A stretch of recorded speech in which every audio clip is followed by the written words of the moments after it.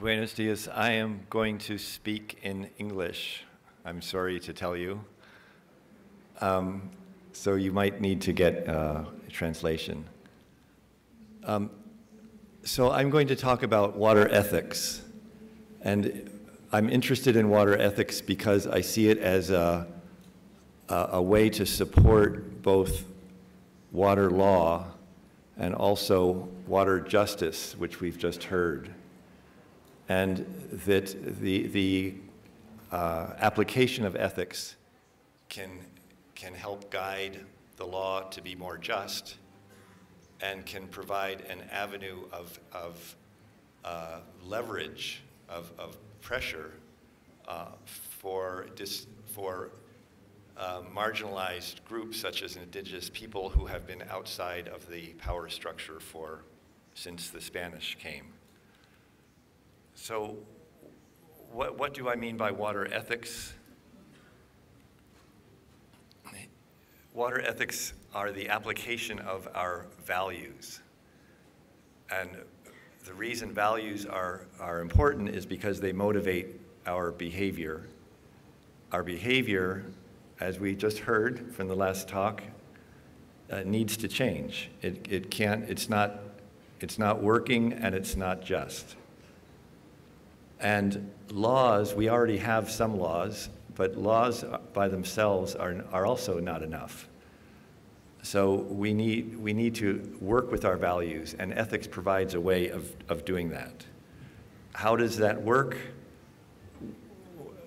Basically, ethics can help communities, whether cities or rural communities or countries, think through, clarify what are the values that are most important, and then identify the values that we want to express. In the language of the United Nations, we are trying to create a world that we want, not a world that we don't want, but something that we want to live there. And ethical reflection is the term that philosophers use to refer to the thinking through of values and ethics.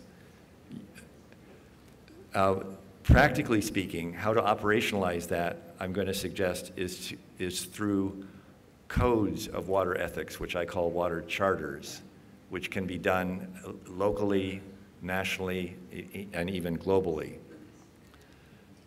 So laws reflect values. Usually they reflect old values, and that's also a problem.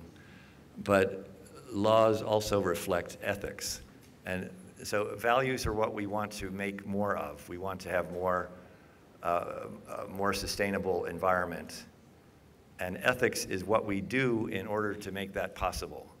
We don't build the dam on the river that will kill the environment. We find another way of generating electricity, for example. But ethics also is complementary to law. It can support law, and I think the nice thing about ethics is it automatically supports the better laws, because you think through, you make a judgment about, is that law fair, is that just, is that a law that we want to maintain? And ethics helps us do that. It can support the spirit of the law, because ethics isn't limited by law. And it can protect against the misuse of laws, which I'm using my own. This is my only political slide. That right now, the U.S. administration, the executive branch of the U.S. government, is deconstructing the environmental protections through our Clean Water Act. It's an act that was implemented in 1973, I believe. It's really an old law. And now it's being dismantled by the Trump administration as what I consider that a misuse of law. And most ecologists, most scientists would say it's a misuse of policy. Ethics kind of steps in and helps society identify that's wrong, that's a misuse of government power. We don't want that. So ethics is a way of protecting society from usurpation by minority or somehow undesirable philosophies. And in a healthy country, ethics can establish a higher standard than law can provide. Laws are necessarily a little bit conservative because they require full consensus, and vested interests that are always going to be there can easily block laws. But ethics is more resilient, more flexible, more plastic. So ethics don't have teeth, but they have flexibility. And you can see very different ethics in the water world today. In the consensus view of water among the water profession is that water is a resource. It's an input for the economy. The consensus among indigenous peoples, both historically and now in the present, is that water, it's not a resource, but it's also a relative. It's part of nature that we can relate to. It's like having an extra family, and not just your human family, but your natural family. And we can see, I'll use my own country again just to show that values and ethics about what's considered ethical changes, they evolve, and sometimes quite rapidly. In the 1960s, 1970s, in the US, industries, it was considered normal to allow industries to pollute drastically. That was just considered to be the cost of industry. Dams were considered to be good by almost everybody. There was very little resistance to dams in the 60s and 70s. Urban waterscapes were considered undesirable. Nobody wants to live near the river in a city. Indigenous communities were not considered to have any rights to their own traditional waters. And people, just normal citizens, were not consulted about what should be done with water. That's a provision of the experts. So we've changed almost 180 degrees, I think, in just 5 decades, 6 decades. Water pollution is usually illegal, and even if it's not illegal, it's unethical, immoral. I mean, it's considered that way by society. We are starting to remove some dams that are far more costly than the benefits they provide. Urban waterscapes, if you want to invest in real estate development in an American city, you buy land, purchase land along the river. That's where people want to live now. And that's where the city can have green space. And indigenous communities are much more successful and certainly much more active in trying to control their traditional waters. I think the best example from my knowledge is Standing Rock demonstrations 2 years ago in North Dakota in the States, which were unsuccessful in terms of the immediate protests, but were very successful in changing the view of society and changing the ethic about what are the legitimate rights and claims of indigenous peoples. The water management has been dominated by IWRM, Integrated Water Resources Management. That's the basis for everything in the water world. You go to any international conference, that's what it's about, which is fine, but the IWRM doesn't tell you what to do. It just identifies all the different interests in the basin. The economic interests, the environmental interests, social justice issues, governance issues, but it doesn't tell you to do this or to do that. It just says integrate everything. So I think IWRM is a very useful tool if ethics can be applied to it, because ethics provides a judgment about which of those many different values within the river basin should be expressed and which of them maybe shouldn't be expressed.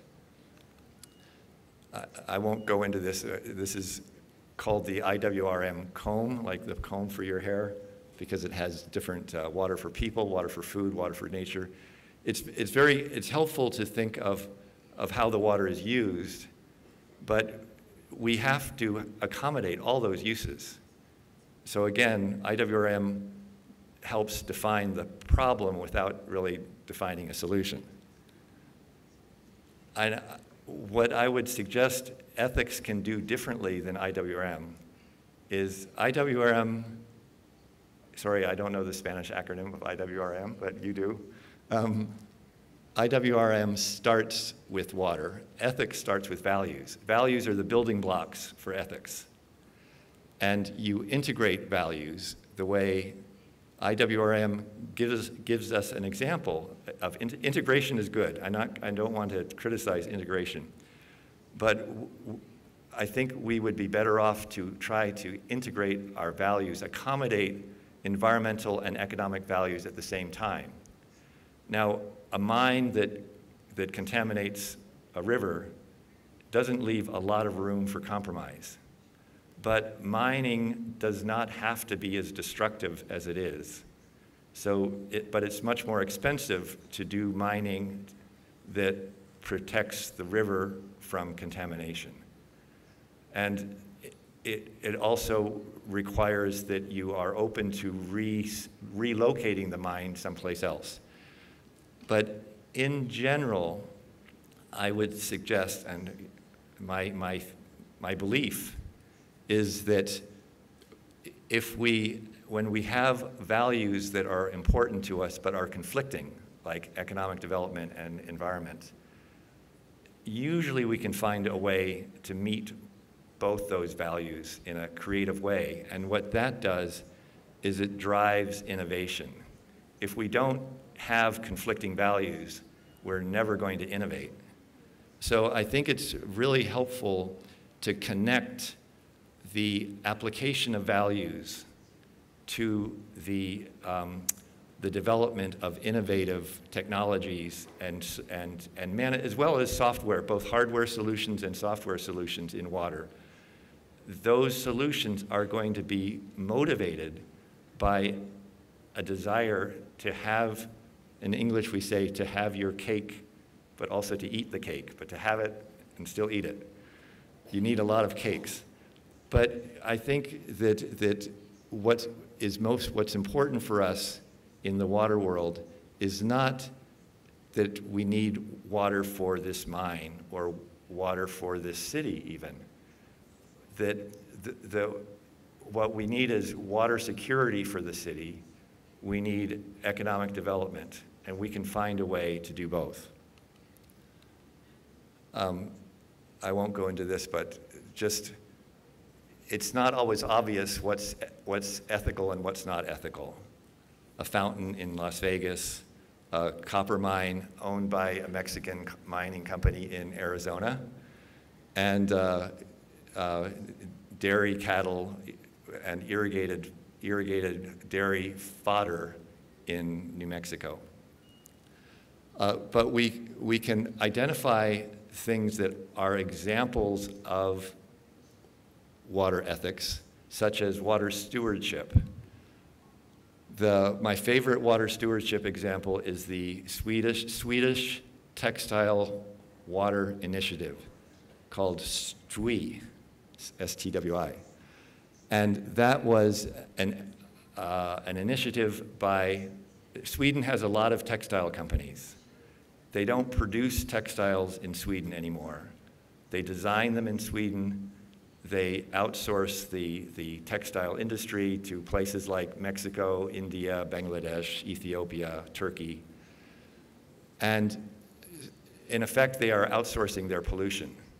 So that bothered some of the Swedish industries, and they didn't have to. This is not mandated by any laws, but they took it as an initiative on their own to work to help their suppliers, the textile factories minimize their water use, clean up their rivers, use textile dyes that are less toxic, that kind of thing.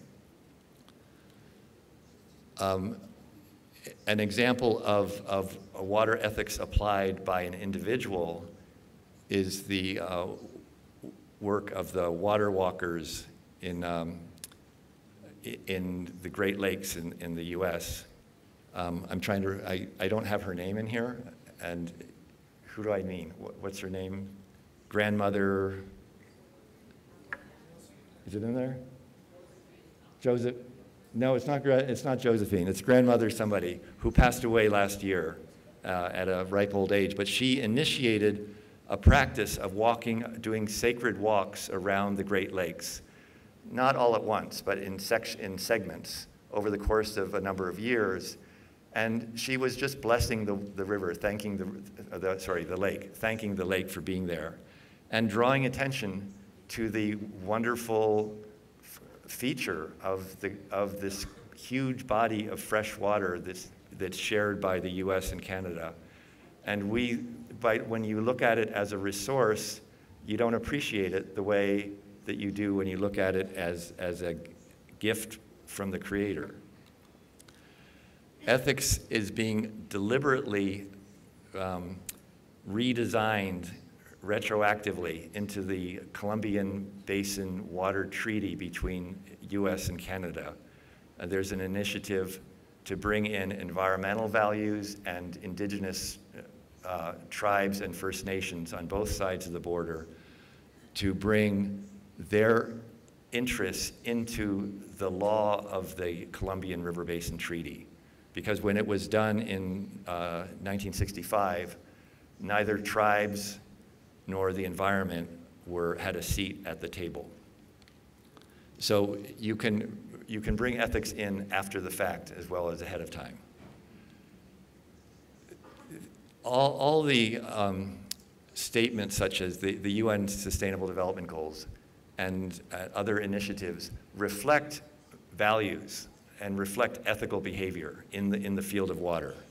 The Water Integrity Network, WIN, W-I-N, is doing a lot of really valuable work on anti-corruption and transparency and participation. The human right to water we've already heard about, but that's a really invaluable service that the United Nations is providing that serves as a template for national laws, or can serve as a template. The rights of nature movement, the commons movement, to recognize water as a commons, the water justice campaigns of the acronym there is Ecumenical Water Network from the World Council of Churches, but they're collaborating with a lot of NGOs.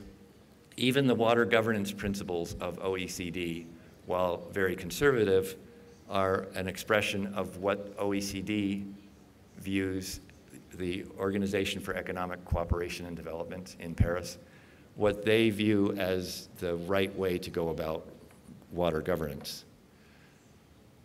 Water ethics as a field was, I think, hatched or given birth by UNESCO in 1998, either 97, 98, when they started a 6-year program on water ethics, and resulting in 11 different reports, all of which are available on our waterethics.org website, as well as on UNESCO's website, but they're hard to find in UNESCO. There were other books that were spawned by the people involved in the UNESCO program, and there was a flurry of books from the early from 2010. The lower right, Water Ethics. That book came out in 2010 by Peter Brown and Jeremy Schmidt, and that sort of set a platform for this. Water ethics is a field. Let's use it. And that stimulated my own work, and it stimulated some other people's work to start engaging in defining water ethics as a term that hasn't had much effect. Let's build it up. Let's make it valuable. And I just came out with a second edition of my 2013 book this year, 2019. So the theory of water ethics is out there. You can find it. But how do you operationalize it? How do you apply it? And the basic ideas that I can offer now, but they're theoretical, I haven't done this yet, is map out your water values, reach a working consensus about what those values are among stakeholders at whatever level you're working at. It could be a municipality, it could be a river basin, it could be a country. Write the values, the consensus values, write them into the form of a charter or a code of ethics. Then you start to apply it to water decisions. You monitor whether you're complying with your ethics or not. And you're always going to have problems, and you try to refine the code of water ethics so it fits with what's actually possible to do. To me, the heart of water ethics is the categories of values. Because ethics is about applying values. What values do we apply? And within the water field, I identify 5 sets of values. Environmental ones, economic ones about efficiency, social values about justice, human rights, health, cultural values about identity and meaning, and the right to have a healthy lake, a healthy river, which is part of your spirituality, and governance values about participation, who should be making decisions, how should decisions be made, and the transparency and accountability of those decisions. Then, so those are the categories of values. We have categories of water. We have water that's in nature, natural water in rivers, lakes, streams, aquifers. And then we have the water that we take out of nature to use for something, for industry, for cooking, for making pasta, and specifically, more than any other purpose is agriculture.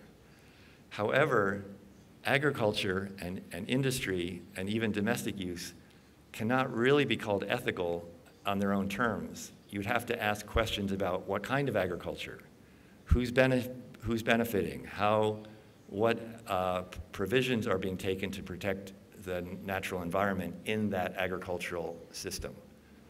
So water ethics, for me, refers not only to how we use water, but what we do with that water and how we do agriculture, because that's where most of the water goes.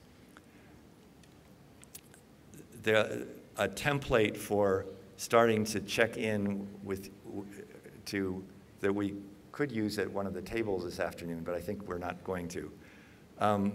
5 types of values, and then along one axis, and then the other axis is what are you using the water for? What's the water use?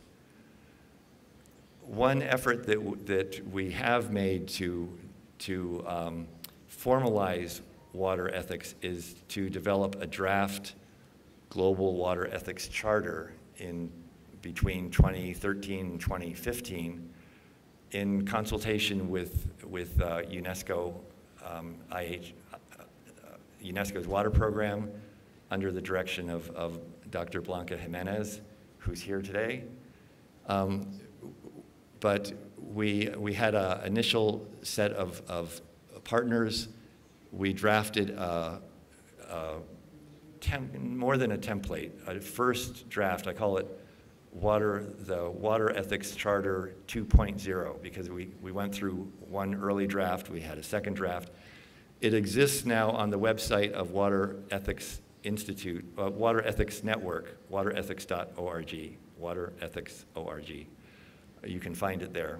And I hope that we can revive it and carry it forward into have more platforms where we discuss how universal is this water ethics charter that we've come up with.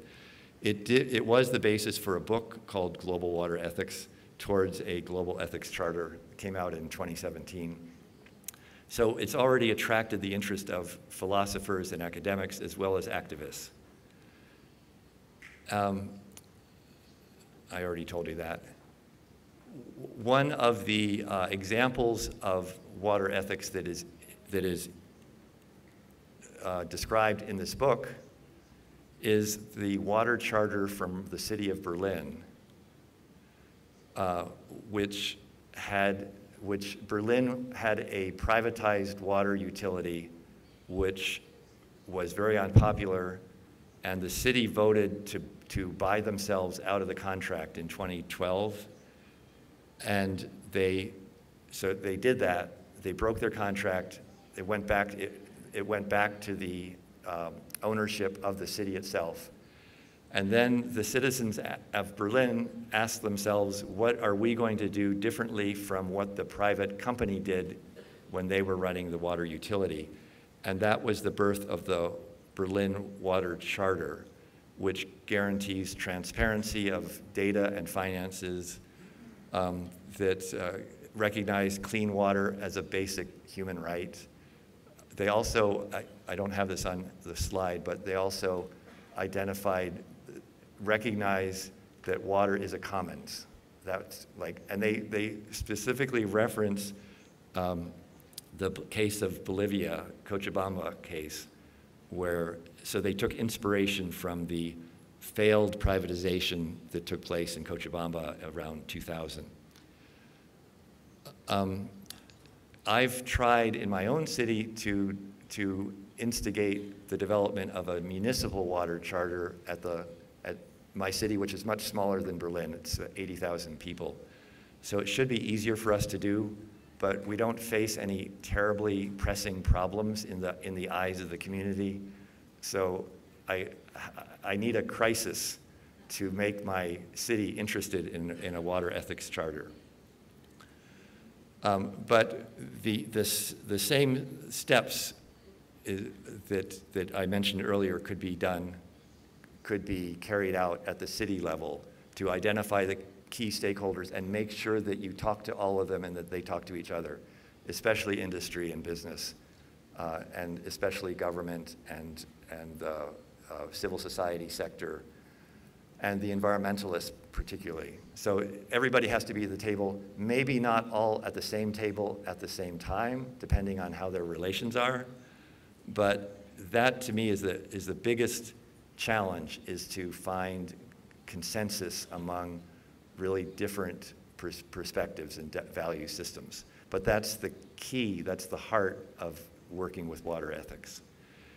And then the idea of drafting a charter, a statement, putting it in writing so everybody can see it, and you can vet that. You can ask for comments from civil society, from the government, and then you can change it. But the importance of writing the values down, I think, cannot be overestimated.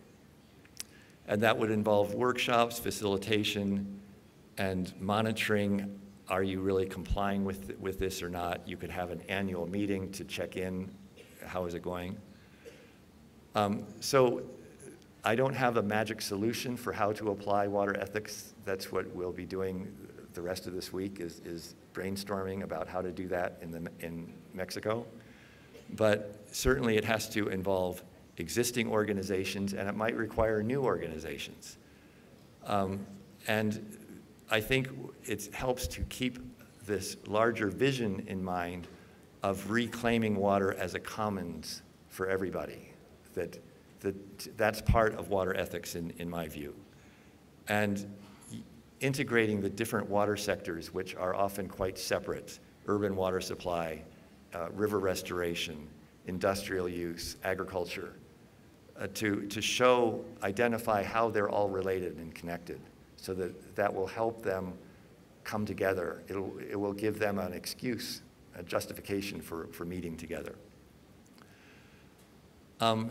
Also, at an even broader level, we need to create an enabling environment for water ethics, and I think that happens through art, through writing, through demonstrations, through protests, where we or various interest groups make visible the values and the controversies within water, and reimagine water ethics as a framework for water values that can complement and strengthen water laws and provide a new pathway for applying value priorities that keep changing.